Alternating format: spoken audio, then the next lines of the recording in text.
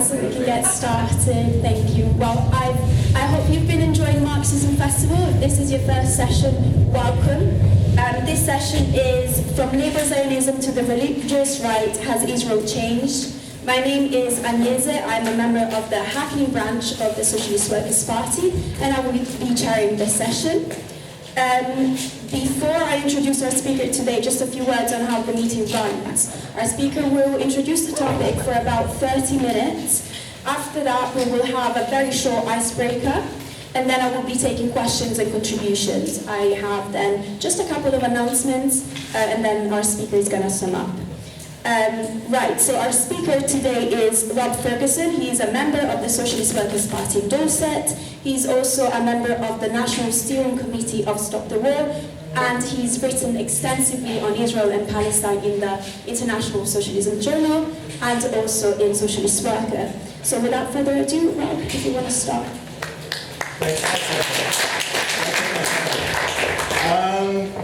Okay, so the title of the meeting, Has Israel Changed? Well, I'm glad there's a lot of you here. If you want the spoiler and leave, the answer is no.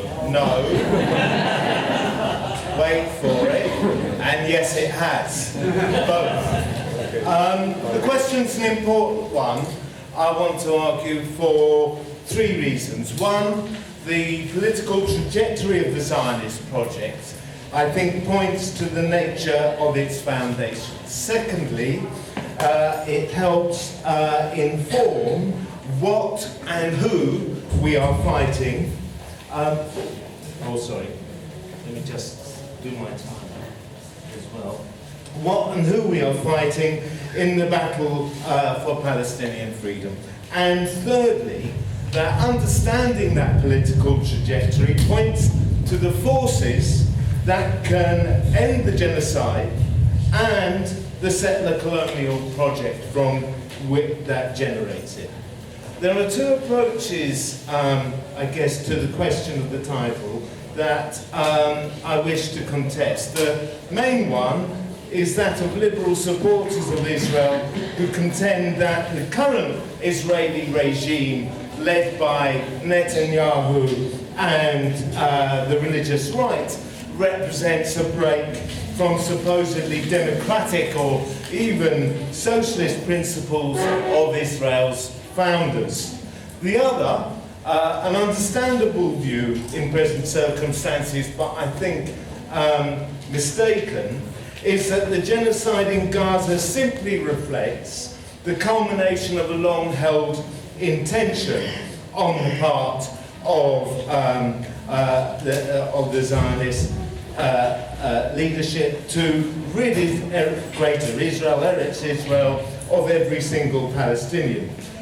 What I think this view misses, and which I want to explore, are the tensions, contradictions, and indeed I would argue the crisis the Zionist project faces. So let's look at the trajectory.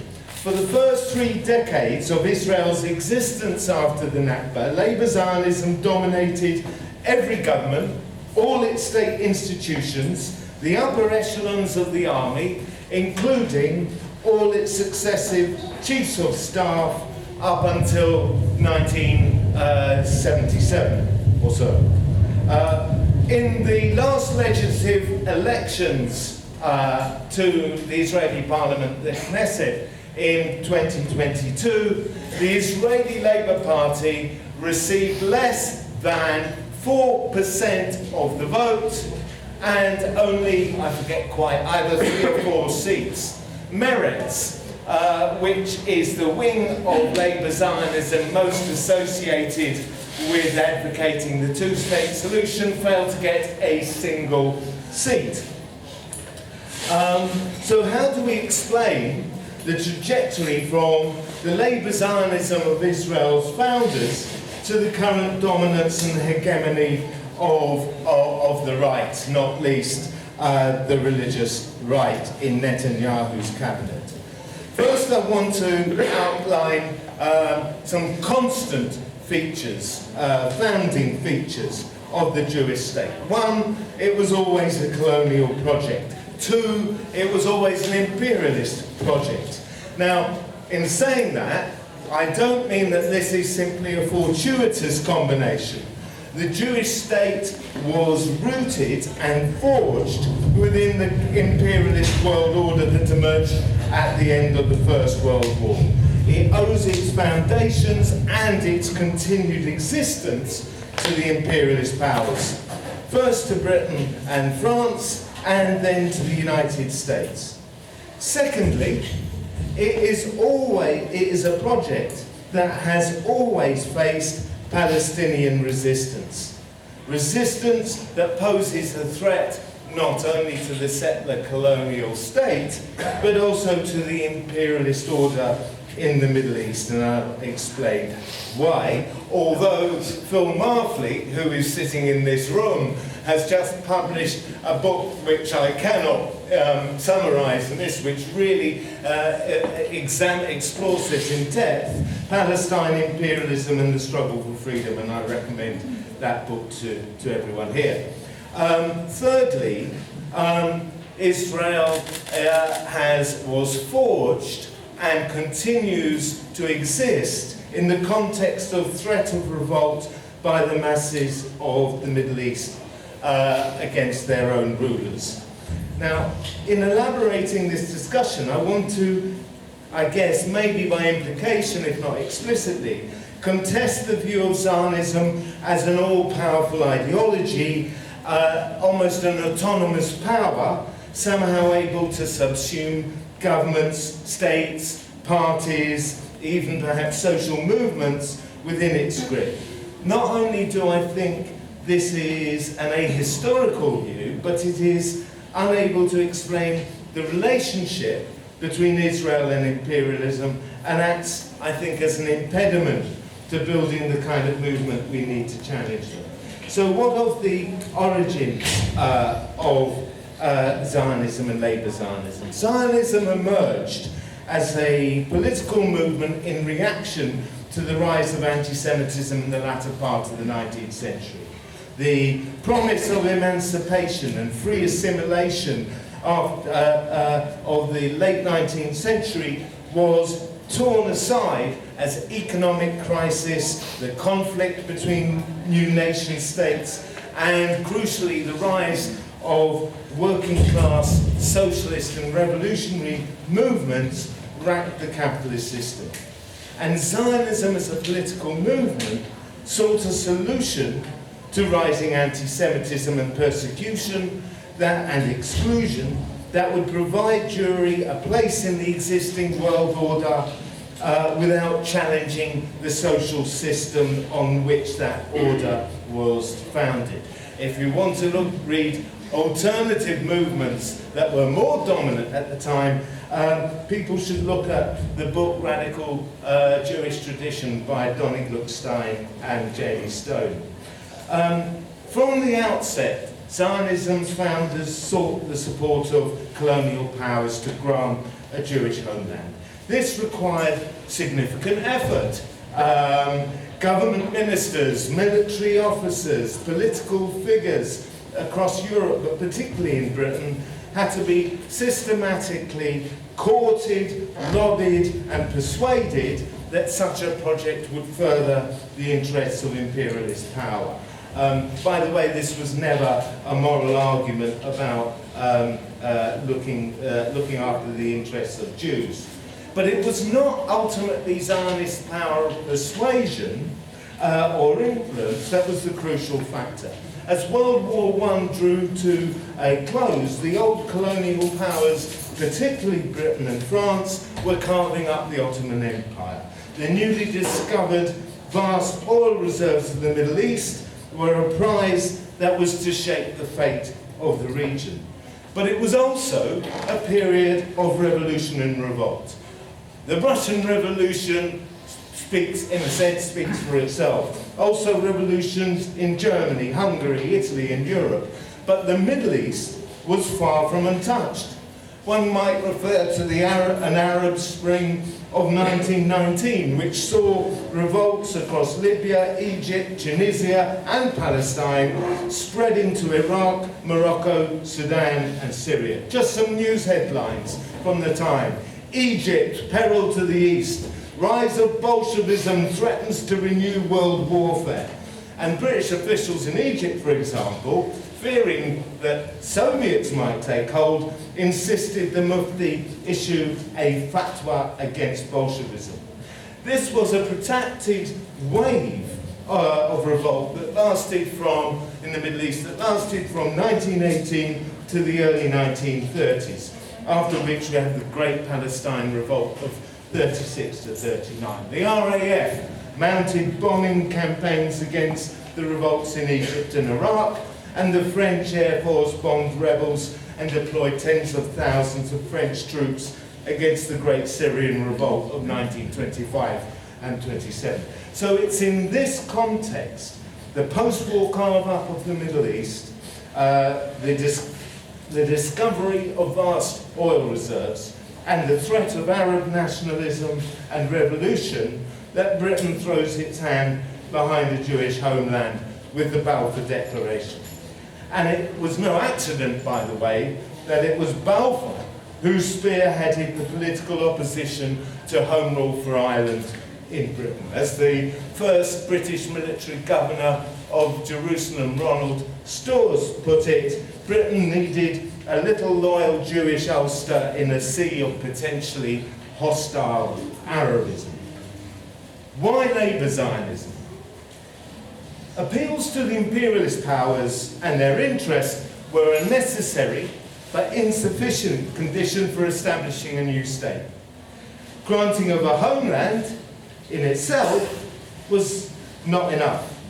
The Zionists required settlers to lay the foundations of a future state, and it was the Labour Zionists who provided a practical plan, hitherto absent, for doing it. Ideology did play a role. Jewry in Europe faced the rise of anti-Semitism and fascism on one hand, and the shutters, the iron shutters of anti-immigration controls coming down on the other. Labour Zionism had to appeal to potential support in a context where large numbers of Jews were turning to revolutionary and socialist movements.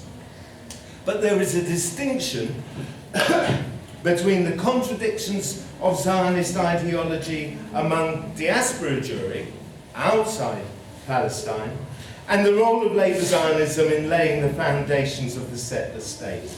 Zeev Sternhell, in his book The Founding Myths of Israel, argues rightly that the invocation of socialist principles by the Labour Zionists were simply mobilizing myths.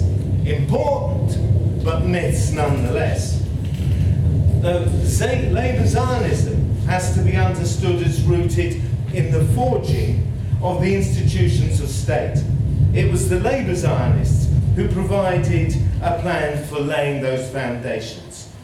Most important of all was what was called the Jewish Labour Union, the Histadrut. It adopted that banner, but in reality, it acted as the recruiter and organizer of settler labour in industry and agriculture to the exclusion of the Palestinians. Ben Gurion, Labour Zionism's preeminent figure at its founding and first Prime Minister, described the task of the Histadrut as the conquest of the land by the Jewish worker. And the aim was to forge a tightly controlled, autonomous Jewish economic state within the Palestinian economy and displace the latter. So the Histadrut became the linchpin of settlement. Within a year of its founding, it had set up agricultural cooperatives, banks, construction firms, and after the Nakba, after 1948, Histadrut came to dominate state industry at its height owning 25% of Israel industry and its second largest employer after the government itself. It owned Israel's largest bank and largest shipping company, and 70% of Israelis were dependent on the Histadrut National Health Scheme. But the settler economy could not survive in coexistence with the Palestinian economy. Central to the Histadrut project was the double boycott of Arab labour and Arab produce, and the exclusion of Arab labour and the boycott of Arab produce became cornerstones of the Labour Zionist project, all in the name of the interests of the Jewish worker. But the double boycott and the exclusion of Palestinian tenant villages and so forth required more than economic institutional power. It required force. And it was the Histadrut that became the driver of the Haganah, the Zionist militia. There's no accident that the two combined. My father went to Palestine in the 30s as a socialist Zionist. He left, and the trigger for him leaving was arriving at a plantation that still employed Arab labour, and the Haganah organiser stood at the gates with a club to beat the Arab over the head, saying, "No Arabs work here." So the economic exclusion of the Palestinian population went hand in hand with military force right from the start. Golda Meir referred to the Histadrut as a colonizing agency, and Ben-Gurion himself said wrote that he doubted that without the Histadrut, the state of Israel would exist. It was, as one author describes, the executive arm of the Zionist movement. And it was in the Histadrut that Labour Zionism had its institutional power. This was also the era in which states around the globe were building up the resources of capital and industrial investment, and in many developing countries under the claim of socialist production.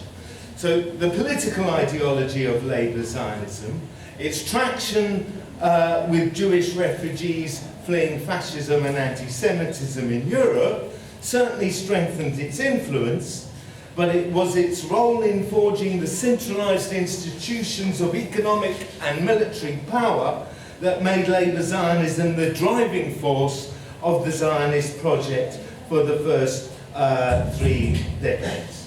And similarly, the same is true of the kibbutz, which again had both an economic and military function. While only 6% of the settler population, while only 6% of the settler population, kibbutz members formed the backbone of the IDF senior command during the Nakba. This dominance continued after 1948. In 1956, during the Suez crisis, half of all fighter pilots were kibbutz members, and they led the majority of the volunteer units of the IDF, in which many had command roles. And the kibbutz were formed to stake out, prior to 1948, the territory and the boundaries of what they aimed to be the new future Jewish settler state. So the Histadrut, the kibbutz, and the Haganah militia were the strategic arms of the settler project. And although Labour Zionism was by no means the only political current prevalent amongst immigrants from Europe, Likud, Ben-Gvir, Smotrich had their predecessors in revisionist Zionism, notably a figure called Vladimir Jabotinsky, who was significant. But these forces did not have the means to deliver. Labour Zionism provided a unique ideological and organisational coherence for colonial settlement and for establishing the military and economic structures of the new state. And it was the Labour Zionists who acted as the key drivers of Palestinian dispossession. Okay, how to explain the trajectory to where we are today. First of all, the settlers themselves. Labour Zionism was founded on the back, if you like, of the settlement of Jews fleeing fascism and anti-Semitism in Europe in large part, and then the Holocaust. Subsequent waves of settlement were very different. The Mizrahi, Sephardi Jews from the countries around the Middle East and so forth. Ethiopian Jews, later some waves of Jews from America, Australia and so on, but crucially the two big major waves of Russian Jewish migration, overwhelmingly secular, by the way, non-religious, coming after. And each wave, particularly the Mizrahi Jews, found themselves relegated to the worst housing, inferior jobs, etc. This didn't lead to any sense of solidarity with the Palestinians, by the way. Quite on the contrary, we see these different constituencies of settlement, if you like, vying for the privileges of the settler colonial regime. And the beneficiaries, in part, were the right. We see in 1977 the first defeat of Labour Zionist government, replaced by Likud, led by Menachem Begin. Although himself an Ashkenazi Jew, on the back, significantly, of many Mizrahi, Middle Eastern Jewish votes. That wasn't the only factor. The 1977 election came in the wake of the 1974 Arab-Israeli war, in which, at its outset, Israel and its allies received a major shock in terms of the advance of the Arab forces and so on. Secondly, there is an economic aspect. The way in which Israel's integration into the dynamic of the world economy transformed the economic structures of the state economy. Neoliberal economics took hold in Israel as elsewhere, and the structures of the state economy, so vital to Israel's foundation, were now outlived. The Histadrut and the kibbutz were privatized and went into massive decline, especially the Histadrut. Not only did this undermine the political grip of Labour Zionism, but another dynamic was also important. Anne Alexander, in the last session, spoke of how Israel has, over decades, developed a high-tech economy fueled by US arms and so forth, and is now a centre of capital accumulation in its own right, no longer dependent on economic aid and subsidy from the US. Still vast amounts of military aid, but it used to be dependent on economic aid and subsidy. That's no longer the case.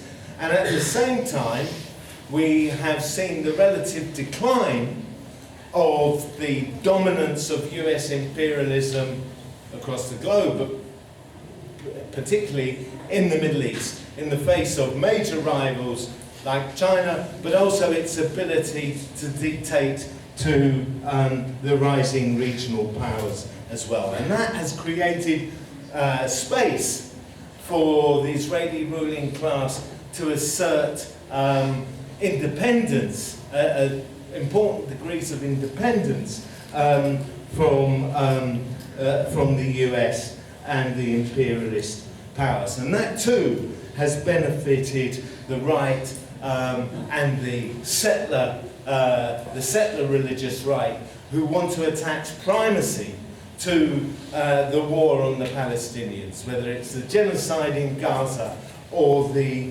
onslaught in the West Bank.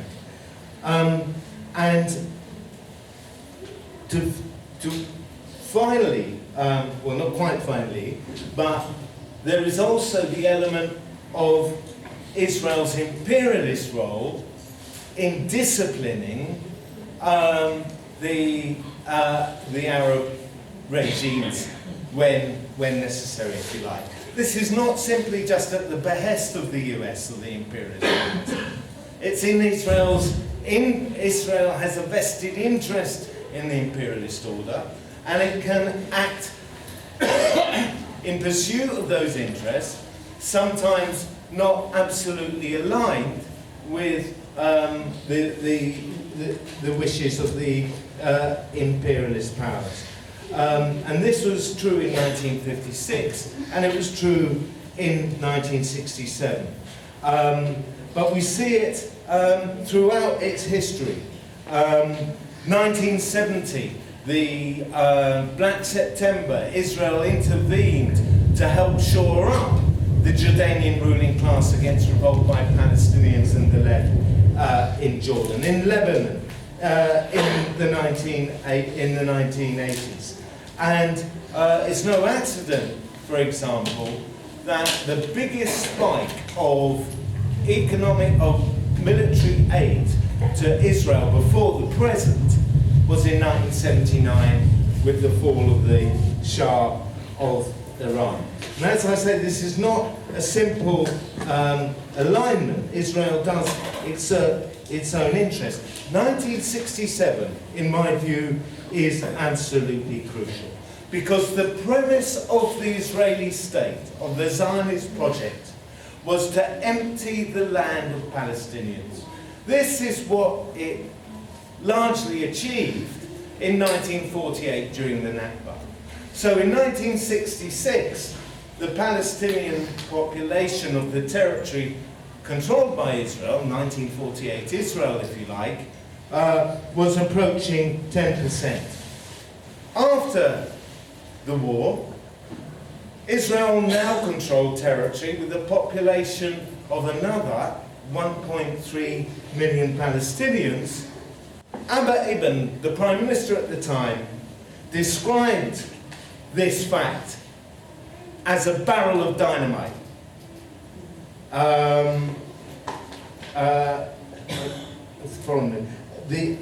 Another minister said, if it were up to us, we would send them all to Brazil. Which tells you something, but also that they couldn't do it. Menachem Begin, interestingly, suggested that they could place the Palestinians in the occupied territories under military rule for 7 years, then grant them citizenship, which would be a problem because of the growing population, and so they would have to find more settlers to migrate and up the birth rate. So it's not quite the picture that they were driven in 1967 simply by the desire to expand. It was crucially a function of Israel's imperialist role, not that there weren't elements who did look to, expanding into a greater Israel, but there wasn't a, iron plan to simply expand. And why is this important? And this brings me to really the conclusion. Palestinian resistance. You see, the PLO was founded before 67, 1960s, but really from the 1960s through to the 1980s, Israel went to great lengths to crush the PLO. Jordan, intervention in the Lebanese civil war, and so on. It succeeded, it thought it had succeeded in crushing Palestinian resistance in the early 80s, only for the first intifada to break out at the end of the 1980s. And then they thought that the Oslo Accords and bringing back the Palestine Authority to discipline and manage the population would achieve their aims. Only for the second intifada to explode in the 2000s and the victory of Hamas in the 2006 elections. And then you can go through the list, the Great March of Return in Gaza, crucially the Unity Intifada of 2021, which united Gaza, the West Bank, East Jerusalem, and crucially Palestinians within 1948 Israel. And it's in no accident that it's in the 2022 elections the next year that we see the far-right fanatics of the religious right, like Jewish Power and Smotrich and so on, coming from the margins into the mainstream and into the cabinet. I'll finish with this. This is not just about a government, political parties, political forces. We are talking about a settler colonial regime. And the unique feature of a settler colonial regime of this type is that every settler has an investment in the dispossession of the Palestinian people. If you want to, and this is important, I think, in understanding the current genocide. A poll in May found that 82% of the Jewish settler population supported the expulsion of every Palestinian from Gaza. And the most recent poll, found in the last few days by the Hebrew University of Jerusalem, found that 64% of Israelis believe there are no innocents in Gaza. I just want to finish with this. There's an article in New Left Review by Michael Buraboy, who died tragically recently in a car accident. And he asks the question, why did South Africa not lead to the genocide that we are seeing in Gaza? And I think his very persuasive argument is that in South Africa, for all its horrors, the settler colonial regime relied on the exploitation of black labour. In Israel, the project founded by Labour Zionism, their founding principle was the exclusion of Palestinians from the territory. And that, through all the historical, economic, social developments, the crisis of imperialism in the region has led to genocide. And actually that reflects something of a crisis. Because are they going to slaughter 2 million people? What would be the consequences? I don't like to play the numbers. It's not to play down the horror of what's happened. Can they expel every Palestinian? Garda Kami spoke last night saying one lesson of 48 is that Palestinians will not leave. And so I'll finish with Bonnefoy's words. If in the 80s and early 90s the South African liberation movement represented the worldwide struggle against colonialism, today Palestinians represent and concentrate the global struggle against imperialist rule. The far right, the religious right, are a consequence of the project that Labour Zionism founded. We have to sweep it away and the imperialist order that underpins it.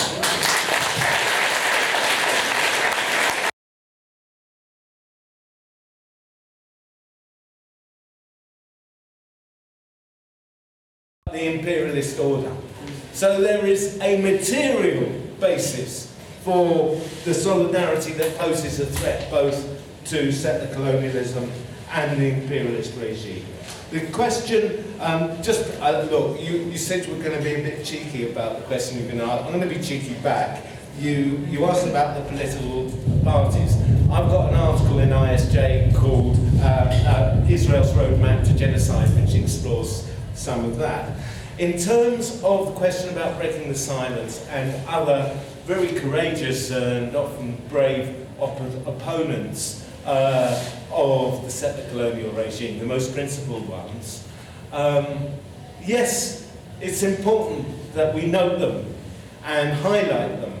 But let's be clear that the nature of the settler colonial society is one that these forces can never command a majority or a movement to overthrow the settler colonial regime from within. And I want to come finally to Phil's important question.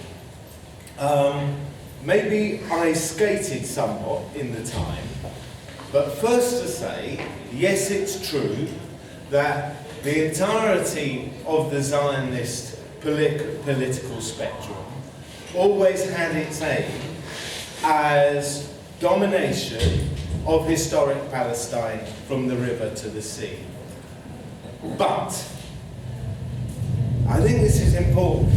There's a difference between having that aim and then translated into practice, refusing to concede any territory, and then the question of how you dominate the Palestinian population.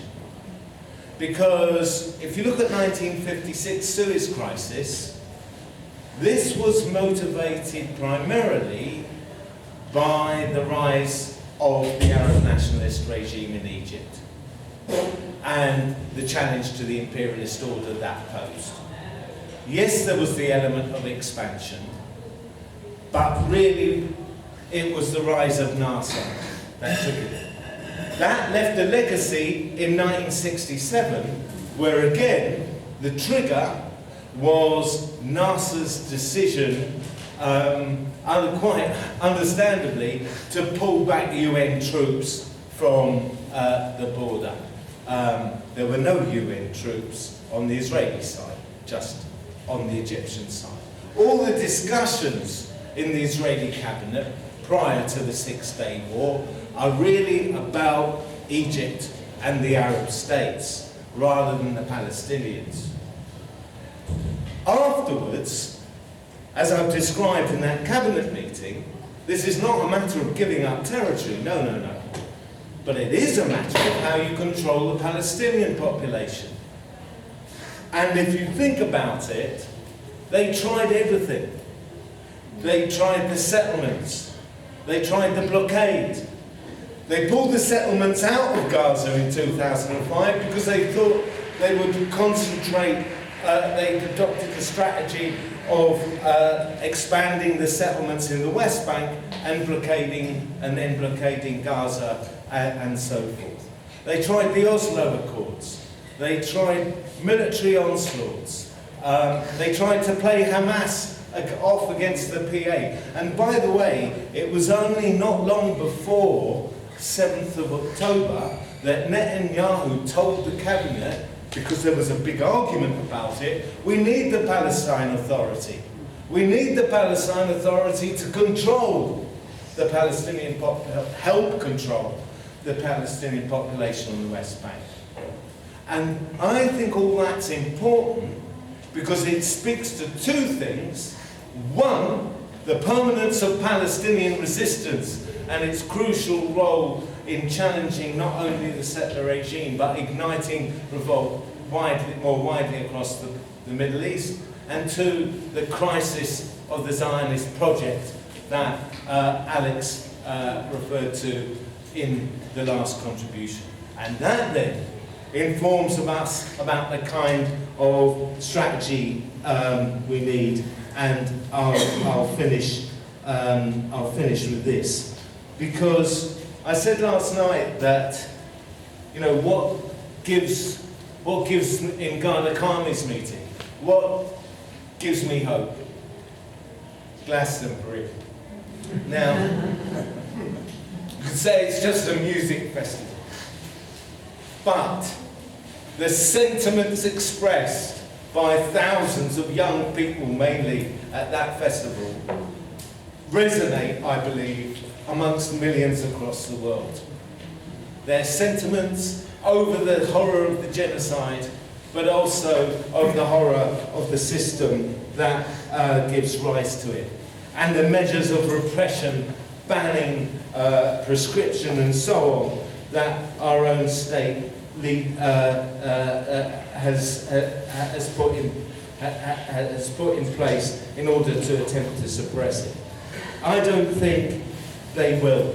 The polls in support of stopping arms sales, of support for the Palestinians, not only in Britain, not only in the United States, not only amongst Jewish voters in the United States, particularly young Jews, speaks to the potential for revolt and revolution. But the potential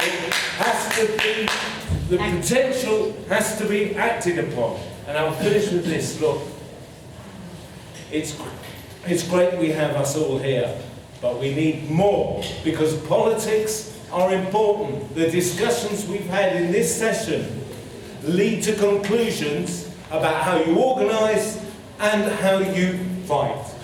If you like what you've heard, I would ask that you join. If you're persuaded, no, if you're only a bit persuaded, join, because it's in the battle and in the fight that we are able to put to the test how we achieve a world in which is free of oppression, of racism, of war, and where Palestine is free from the river to the sea.